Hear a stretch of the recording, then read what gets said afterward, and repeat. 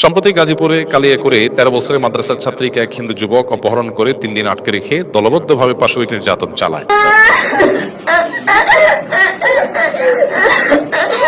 অতীতের মতোই মিডিয়া নীরব, প্রশাসন নীরব।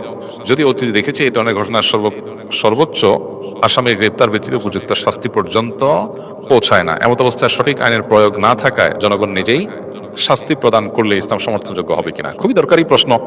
দেখুন, গাজীপুরের ঘটনাটা নিয়ে আমাদের সবারই কম বেশ মুখ খোলা দরকার, আমাদের সবারই এই ব্যাপারে কথা বলা দরকার। এই ঘটনা আমি যতটুকু শুনেছি যে ২ মাস আগে ঘটেছে, অথচ ২ মাস পর্যন্ত এই ঘটনা দামাচাপা দেওয়া হয়েছে। এখন সেই ঘটনা প্রকাশ হচ্ছে, ২ মাস পরে প্রকাশ হচ্ছে। ২ মাস ধরে দামাচাপা দেওয়া হয়েছে কেন, সেটা একটা বড় প্রশ্নের জায়গা।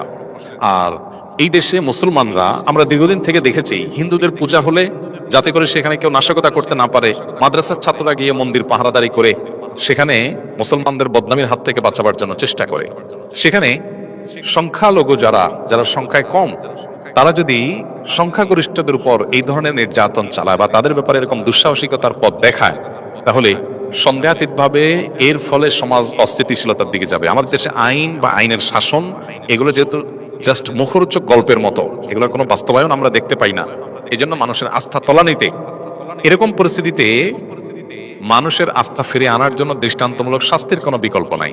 অতএব এই ধরনের ইস্যুতে বিশেষ করে জড়িতদেরকে দৃষ্টান্তমূলক শাস্তির মুখোমুখি করার কাজটা যদি প্রশাসন করতে ব্যর্থ হয়, তাহলে মানুষ আইন নিজের হাতে তুলে নিলে তার দায়ও এই লোকগুলোর উপরেই পড়বে। পাশাপাশি আরেকটা গুরুত্বপূর্ণ বিষয়, আমাদের দেশে আপনারা লক্ষ্য করবেন যে তথাকথিত নারীবাদী, তথাকথিত শিশু অধিকারের ব্যাপারে সচেতন যারা, তথাকথিত সুশীল যে মানুষগুলোকে আমরা বলি বা নিজেদেরকে তারা বলেন, এই মানুষগুলো এ ধরনের ঘটনা একেবারে মুখে কুলুপ দিয়ে বসে থাকেন। কোন মুসলিম নারী তিনি নির্যাতিত হলে তাদের নারী অধিকারের স্লোগান একেবারে থেমে যায়।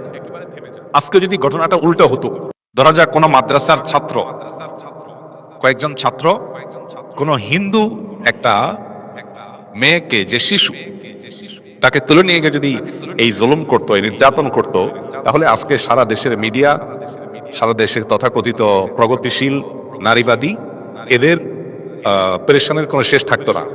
এদের আওয়াজ অনেক বেশি শোনা যেত। কিন্তু দুর্ভাগ্য যে এখন যখন মুসলিম ভিকটিম, তখন এরা একেবারে চুপ, এদের মুখে কুলুপ।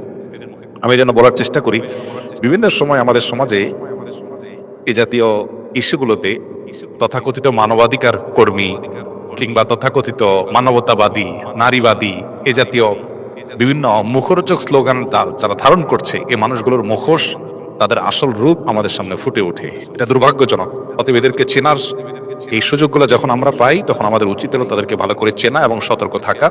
আমরা সবাই যার যার জায়গা থেকে গাজীপুরের ঘটনায় দায়ীদের দৃষ্টান্তমূলক শাস্তির জন্য যার যার জায়গা থেকে চেষ্টা করব এবং কথা তুলব।